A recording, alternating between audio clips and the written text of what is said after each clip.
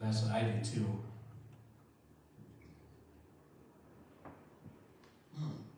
I could do this. Mandarin Orange sparkling water. 0 calories.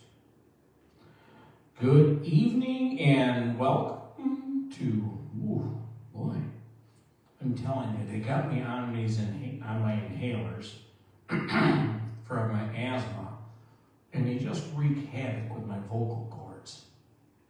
Is it something you just started doing? Well, I kind of been resistant, Okay. and I was into her about a month ago, and she said it's getting worse, so she told me I gotta use my inhalers. Well, they wreak havoc on my vocal cords. So now I sound like I'm going through puberty every once in a while. My voice cracks.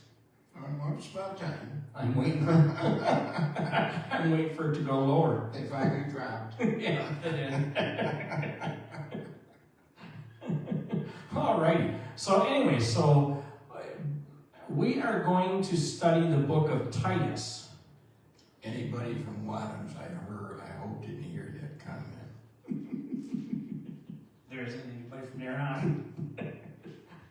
So we are going to be in the book of Titus for a couple of weeks. It's not a real long book, but 3 chapters.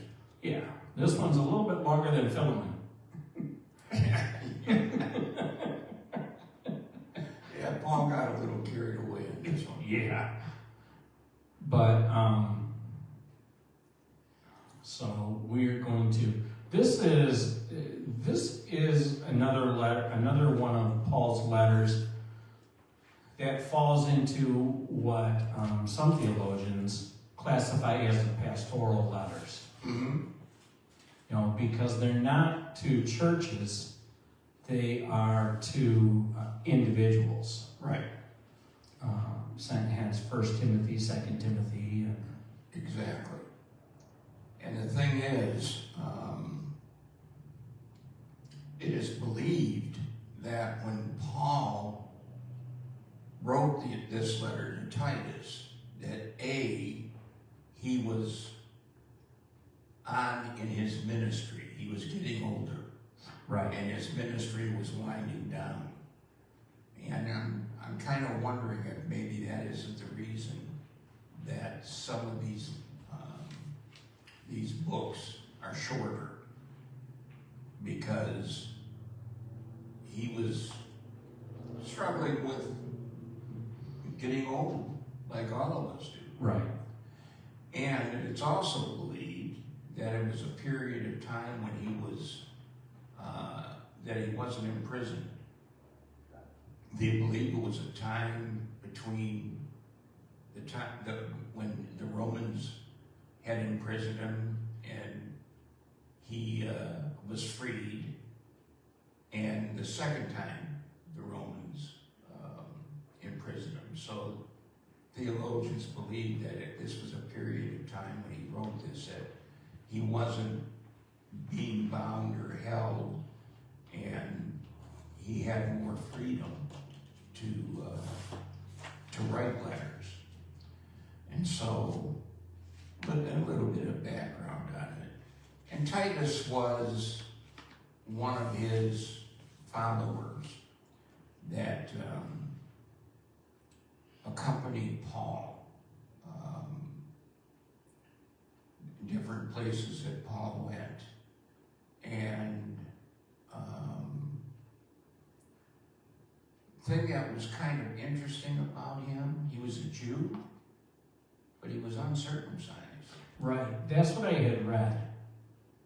And that is something that would really be a problem as far as bringing ministry to the Jews. But it was absolutely no concern whatsoever in the ministry that Paul taught him to give to everyone, the Jews, the Gentile,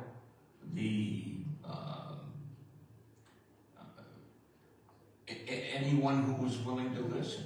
Right. And so, Which really kind of played into Titus's ministry anyways, because Titus, he was on the island of Crete anyways. right, he was on Crete. So he really, the people that he would have been ministering to the most would have been mostly Gentiles anyways, Right. because they would have been in the well, it'd be the Roman Empire, but they're over towards Greece, so. Exactly. You know, but it did. I was reading once,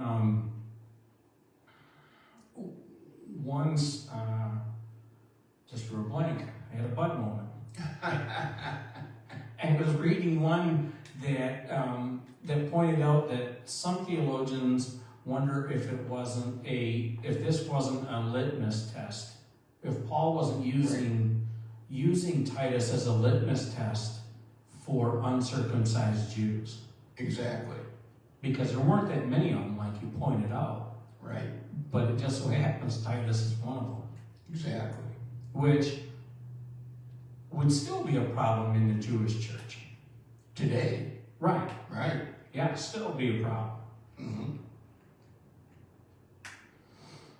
But no, and Titus is one of the only ones, and I notice that they don't talk about in Acts. Right. He was, as you said, he was a follower of Paul. And of course, in this letter, one of the things Paul does in this letter is Paul commissions Titus into ministry. So you'd have to think that Titus must have been a follower of Paul for a while. Yes. And he must have been a pretty important follower if Paul trusts him to basically oversee the church in Crete. Right. Completely. Yeah. But you don't read about Titus anywhere else. Which is interesting. And and one of the things is, as I was going over this first chapter that we're doing tonight, it's kind of surprising to me that when they're using scriptures for themes for the week, for Right. sermons, that Titus isn't brought into the category of themes being developed around his ministry, because his ministry was pretty profound. It was. He was definitely not a lightweight when it come to ministry. No, he wasn't.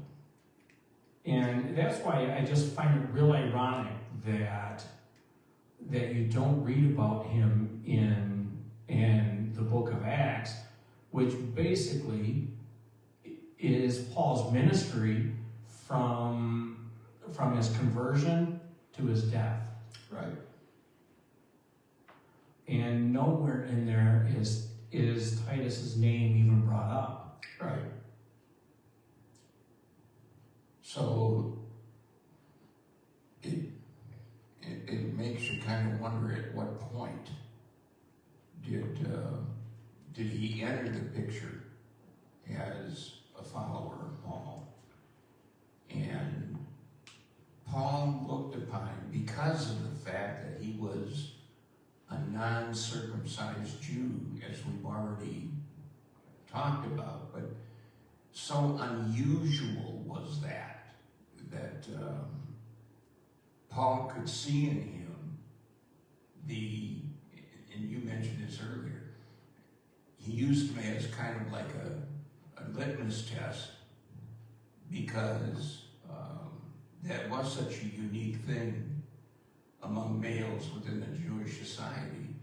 And yet, Paul could see in him the potential of leadership ministry, not just ministry, but leadership ministry, to the point where Paul didn't have to constantly keep an eye or an ear open about Titus's ministry, because he had enough faith in him, Right.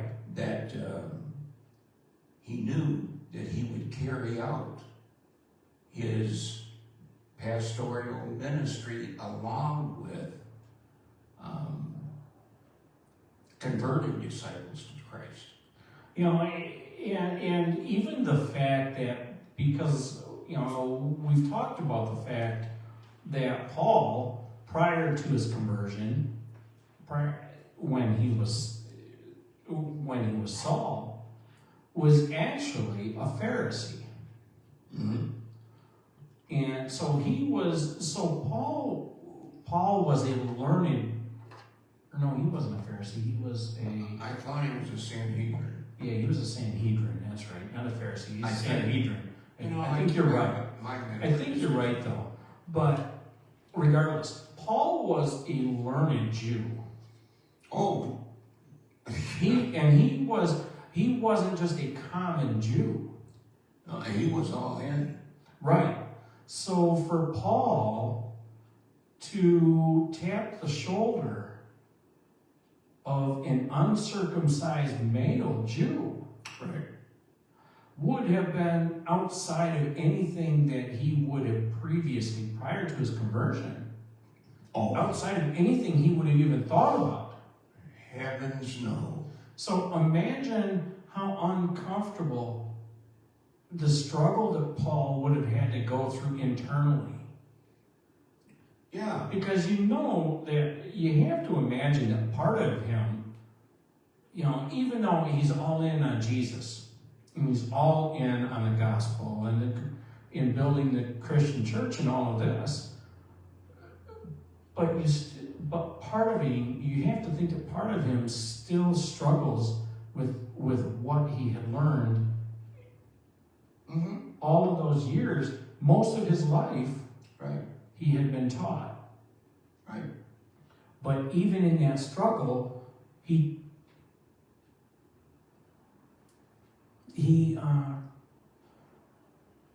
says, you know, he taps Titus, and as we're going to talk about in a little bit here shortly, he gives Titus a pretty big mission. Well, yeah, he does. He gives Titus a bigger mission than he gives any of the others. Well, in all appearances, yes. Because he gives Titus the job to finish building the church in Crete. Right. He said, to finish what was left undone. Right. And from what we read and what we know, what the Bible tells us, Paul typically never left anything undone. No. When he left an area to go somewhere else, it was because the church had been established. Right. Everything was buttoned up.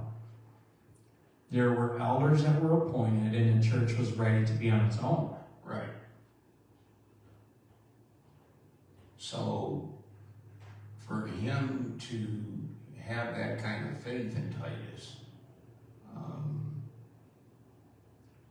was kind of unique with Paul, It was. because he,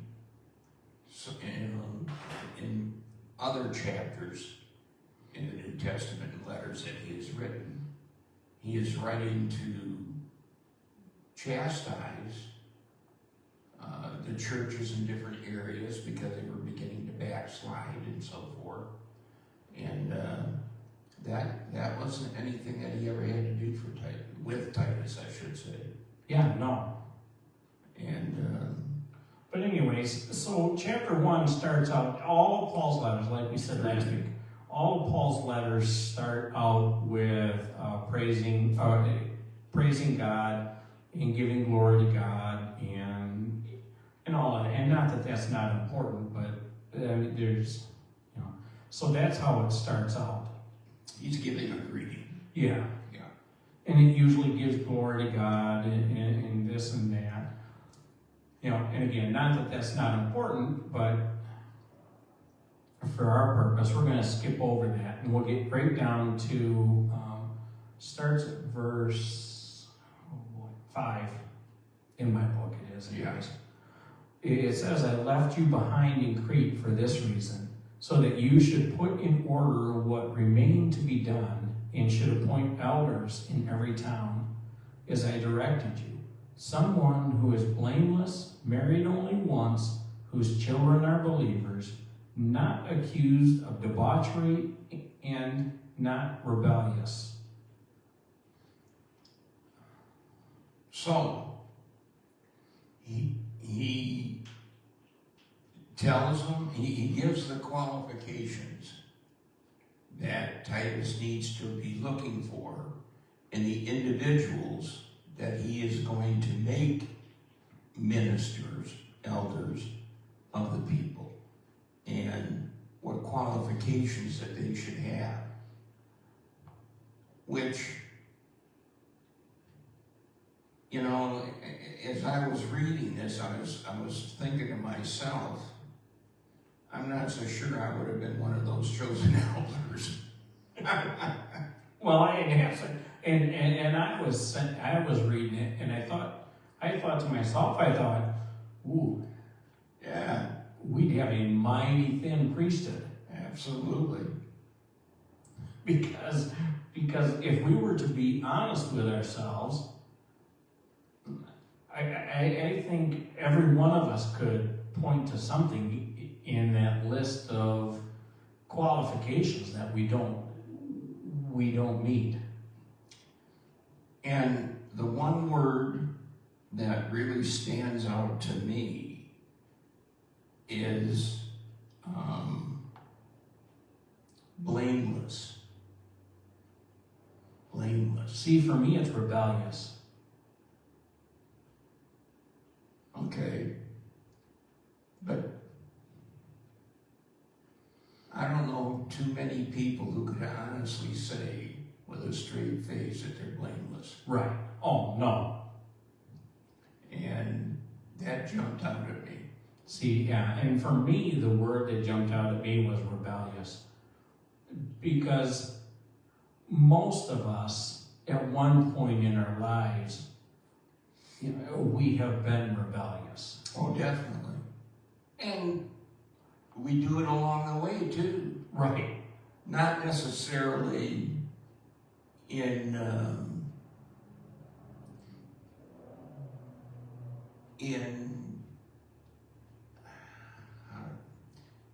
we do it because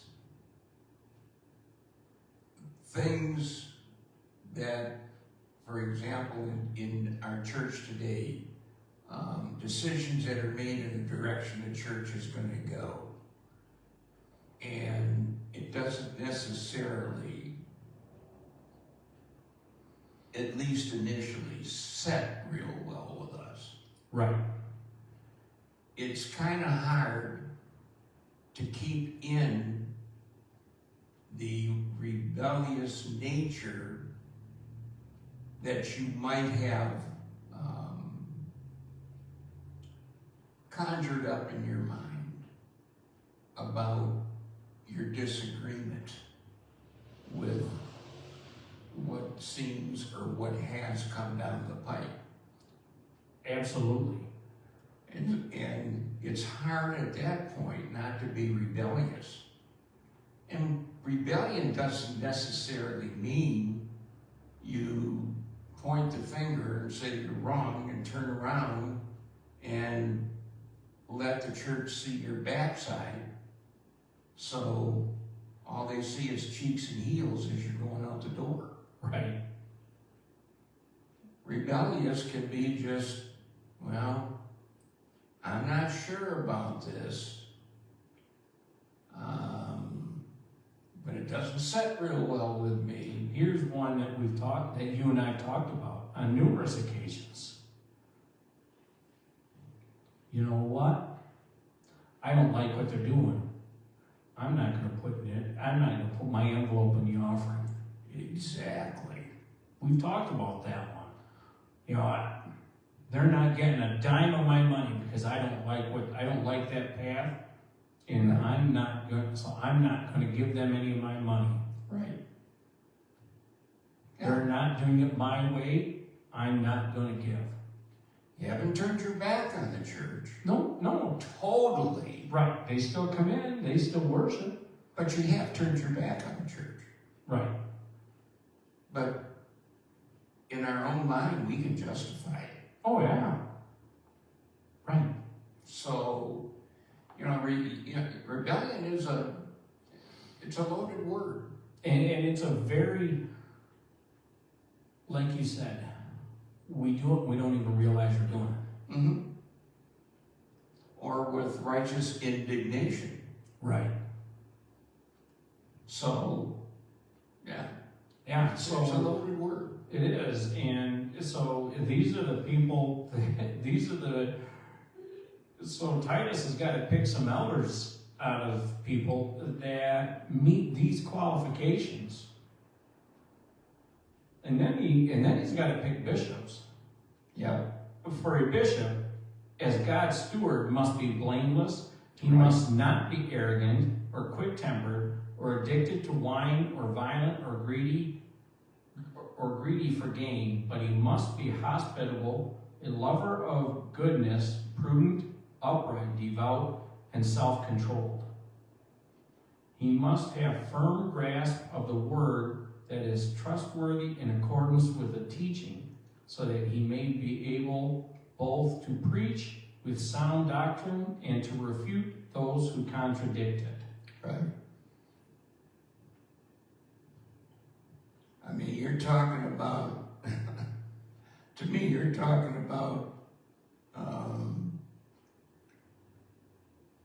the offspring of God and Jesus. Well, I was going to say, did Paul forget they crucified the only one who meets those qualifications? Exactly. That's my point. Because, It begs the question, how many did he find? How Titus find that met those qualifications? well, that's why I said Titus had quite a job ahead of him. You know, imagine having that pressure on your shoulders It's hard to imagine. to try, and you're looking, and Paul tells him to do this in every town. Right. So he's got to go to every town in Crete, Right. on the island of Crete, and do this. Imagine trying to find somebody who meets the individuals to meet those qualifications in every town. Right.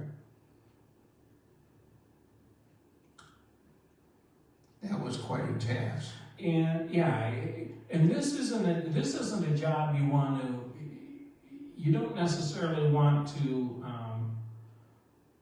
be lazy on this job. Right. Because when God asks you to do something, you want to make sure that you do it right. Right. I like to bring up a wording difference. Mm-hmm. The way that you read from the RSVP, And RSV. it reads a little bit different in the King James, where it says, not quick-tempered, not given to wine. Not given to wine. Yeah, and here it says not addicted to wine. Or addicted to wine.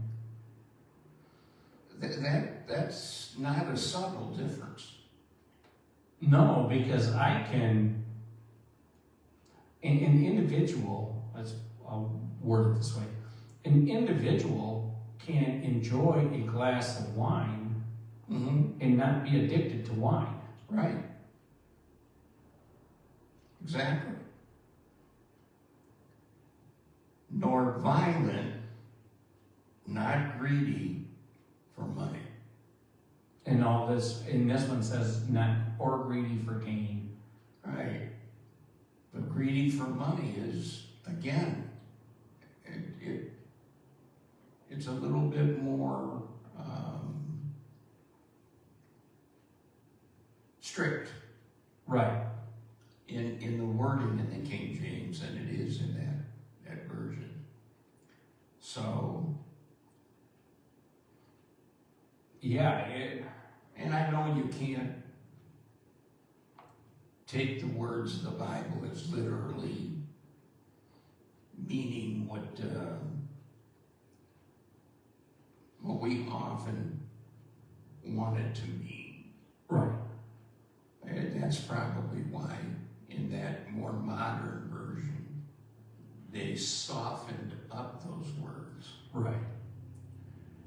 But, Well, yeah, because, and sometimes we have to remember that, you know,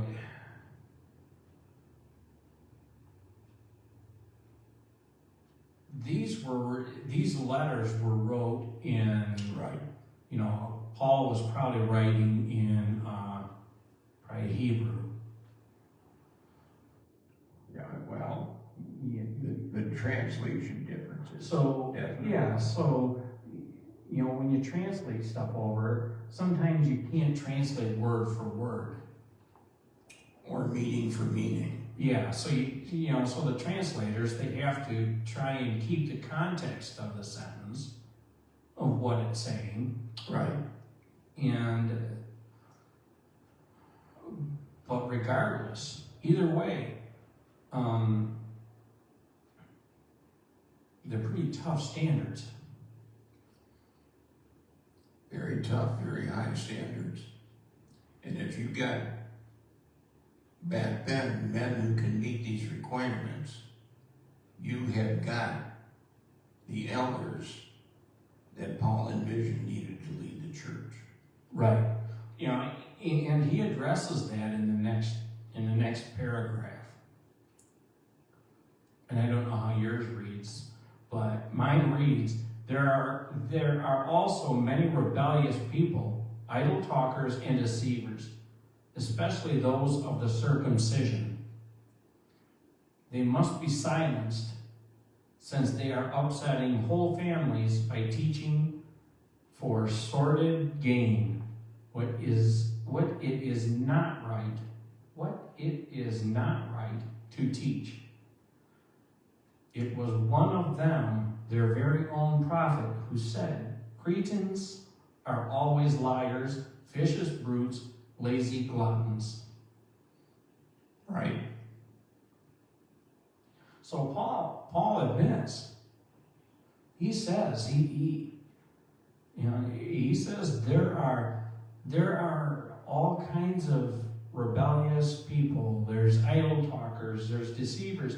I like how he doesn't say Jewish church. Right. He says of the circumcision. Right. He doesn't call them Jews. He says of the circumcision. Yeah, it says that here too. You know. Paul has a way of being sarcastic. Absolutely. He does. In a way that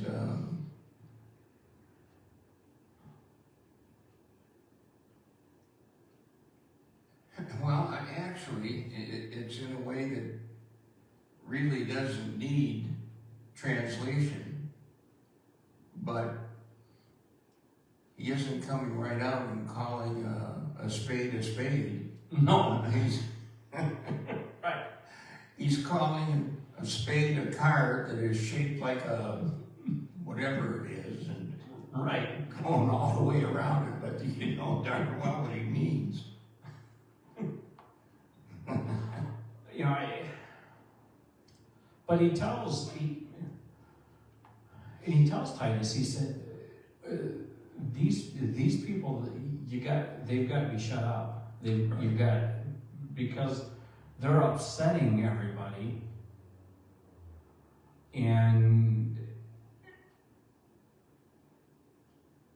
they're not teaching them right. Right. And then he says that one of their very own people, Right. call them liars, vicious brutes, and lazy gluttons. Exactly.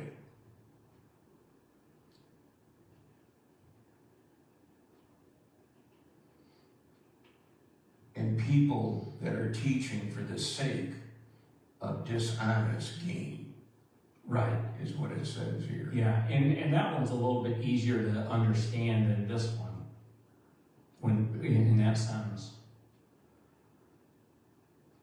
You know, but if you really look at the Jewish church, the first century Jewish church, that's all they were doing. Definitely. All they were doing was teaching. They were teaching not for salvation. They were teaching for gain. Yeah. They were teaching so that they could fill the coffers of the church. Right. They weren't. They could care less if somebody was saved.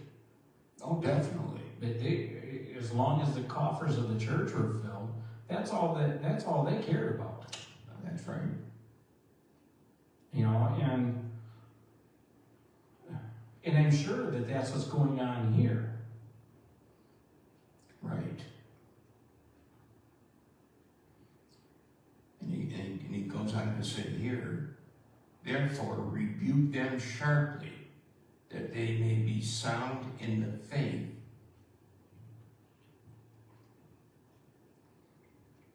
not giving heed yet to Jewish fables and commandments of men who turn from the truth. So he's saying that basically the leaders of the Jewish faith have turned from the truth. He's spelling that right out in this version. Right. Yeah. No, and it reads a lot better in that version than in this one. But and this one goes on to say that testimony is true. For this reason, rebuke them sharply so that they may become sound in the faith. Right. Not paying attention to Jewish myths or to commandments of those who reject the truth. Right. You know, and again, if you go back to, you go back to what was going on in a Jewish church in the first century. And that's all that was going on. Mm-hmm. You know, the Jewish church was very much, in essence, they were writing their own commandments. Yeah. You know, because... Well, to suit their need, or to suit their let's just be honest, to suit their greed. And that's all it was. And I believe that's why Paul talks to Titus so much about greed in this first chapter. Right. Is because the Jewish, see? We'll talk about voice change. Because the Jewish church, everything that they did during this time was all about greed. Right. It was all about you. I mean, in essence, you can, if you got enough money, you can buy your way in. Absolutely. Absolutely. You know, and if you don't have any money, well, then you can just stay out there. And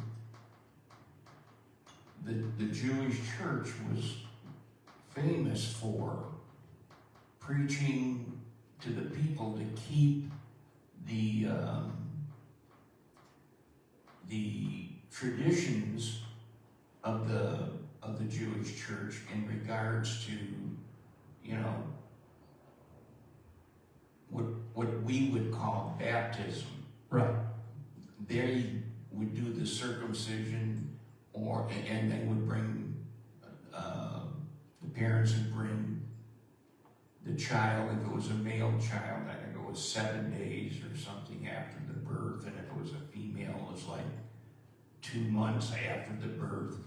And they would go to the temple and they would make sacrifices, but along with the sacrifices, there was money going into the coffers. And that's what the people, that's what those leaders were really teaching the people. You know, yeah, keep these what we call sacraments, keep these going in the Jewish community, because when you do, it's adding more money to the church. Right. So when we invite somebody to be baptized, we invite them to be baptized in the name of Christ and come up out of the waters a new person and challenged with the concept that their life is to now be given over to Christ, to be followers and disciples of Christ. It bothers me to know that there are congregations in Community of Christ that if you want to have a baptism, it's going to cost you some money. There are congregations that charge people to have their children baptized, or whatever age. That bothers me. Right. Yeah, absolutely. You know, when John the Baptist was baptizing, he didn't have somebody on the shore with a basket collecting money before he took them down in the water and baptized them. What he did was give them the invitation, period. And when they submitted to God's will and walked in the water and John baptized them, it was for that individual to come out of that water anew, to walk a walk of discipleship for Christ. It wasn't about money. And that was something that the Jewish church at that time had forgotten.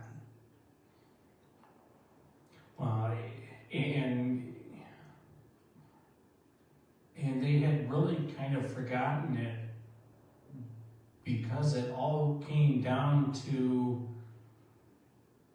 the leadership were used to their comfortable life. Oh, definitely. You know, the Pharisees and the Sadducees, they didn't hurt for anything. And this is a time we're talking about a time when the Jewish nation, the Jews, they were subjects of the Roman Empire. Mm-hmm. And the Roman Empire was notorious for taxes. Mm-hmm. That's how the Roman Empire built these extravagant buildings and all of this stuff, because they taxed their people to death. Exactly. So the average Jew, by the time they paid their taxes to Rome, Mm-hmm. then they paid their taxes to the church, or they paid their tithing to the church. They had nothing to survive on. Right. But the Jewish church didn't care. No, because they convinced, or tried to convince the people that by giving, they would receive. Right. Yeah. So the people kept giving. Right. You know, and of course Paul's telling Titus, there's people out there that are still teaching that, and you've got to rebuke that. You've got to stop that. You got to stop them from teaching that. And you certainly can't invite them into ministry. Right. You can't call them to elders. Right. Right. Yeah. You know, and then he finishes up with, to the pure, all things are pure, but to the corrupt and unbelieving, nothing is pure. Their very minds and consciences are corrupted. They profess to know God, but they deny him by their actions. They are detestable, disobedient, unfit for any good work. Right. And here it says, they profess to know God, but in works they deny him, and then being abominable, disobedient, and et cetera, et cetera. You know, But works is mentioned in the King James. and stop and think about how many people, and let's not say people, stop and think about how many Christians would fall into that category. At some time or another, we all do. Exactly. You know, And even though we know better, right. we Because- still do. Yeah, because how many times do we, you know, how many times do we sit and we talk about the idea, we talk about, and this is another topic, a subject that you and I talked about, you know, the worth of all people. Mm-hmm. You know, and we talk about the idea that everybody deserves a seat at the table. Absolutely. But when somebody comes into our building on a Sunday morning that doesn't fit the culture of our congregations, Mm-hmm. how welcoming are we? Exactly. In a matter of a week, well, later this week, because of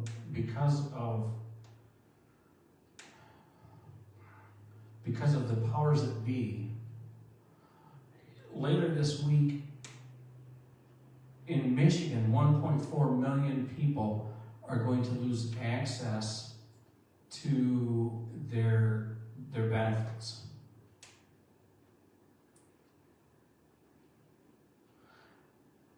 Now, and you can blame whoever you want, that's not the point. What are we doing as Christians to make sure that those 1.4 million people are still provided for? Because that's what we're called to do. I wonder how many people even know that this calamity is at the doorstep. Or even care. Well, if they did know, whether they would care. Yeah, because, I mean, I find it hard to believe that in the 21st century, with as many people that are on their phones all the time, on Facebook and all these other places, that people don't know what's going on. I think that society, and this is just my opinion, and again, this is Troy's opinion. This is not the opinion of anybody else. Society has come to the point where if it doesn't directly affect me, Mm-hmm. then I don't care about it. I see that a lot. I see that, I hear that a lot. You know, I got food in my cupboards. That's all I care about. Right. Right. You know, Where is my brother's keeper? Tracy and Jennifer and I sat here Sunday. We had a meeting Sunday trying to figure out how we can put a plan in place to help provide Mm-hmm. for, to coordinate with a food bank or something to, Right. but how many congregations, how many churches, how many Christians are sitting there thinking, we have millions of people, and this isn't just a Michigan problem, this is the entire country. Right. How many people, how many millions of people are going to be affected? And they're just going to be kind of out there. How many, are we just going to say tough luck? You know, That's going to be the attitude of a lot of people. but that's the attitude of the people that Paul was talking about. Exactly. Exactly. And going back to, when are we our brother's keeper? Exactly. You know, and that's the message that Paul was trying to wanted Titus To preach to the to people. preach to the people, Absolutely. is that we are our brother's keeper. In all and every circumstance. Right. Not when it's convenient. Not when our memory gets jogged, if it does. But going back to social media and so forth. Mm-hmm. Keeping ourselves informed and aware. Right. Instead of being the head buried in the sand, be observant and know what's going on. Because there is no time when it is okay not to be our brother's keeper. No, nowhere in the teachings of Christ did he say there would be times when it would be okay not to be our brother's keeper. Never. Exactly. Well, on that note, a couple of announcements. We are collecting for gift cards for 2 families for Thanksgiving dinner. So Thanksgiving's coming up pretty quickly. So we want to make sure that we want to offer the ability to participate. All you have to do, if you message Jennifer Posiak, she'll get in touch with you and coordinate that. But we would appreciate everybody participating who wants to participate or who can participate. I mean, we understand times are tough for everybody right now. Tracy and I decided that we are not going to have potluck this Sunday. We are going to have potluck the 3rd Sunday in November, and it's going to be a Thanksgiving theme. So we are going to have Thanksgiving dinner together as a family here in the congregation. For those that attend, we will be for those that come in person, there will be a list up of to sign up for. And for those that have not attended in person, by all means, attend in person. Yes. Come, join us. And join us for Thanksgiving dinner. Have Thanksgiving dinner with us. Have a feast. Exactly. You are all more than welcome to join us. So those are the only announcements. Oh, I do have another announcement. I have good news. Patty went to her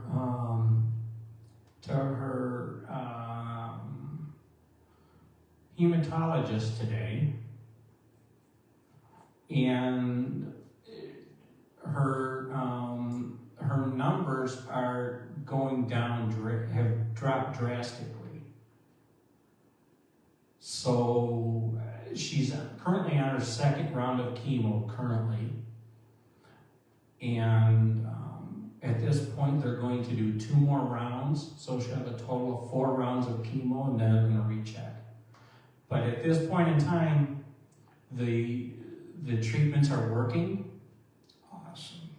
So everybody, keep your prayers coming. She's still got a bit of a road of recovery, but everything is trending in the right direction for her. So continue your prayers, and I know that she appreciates it.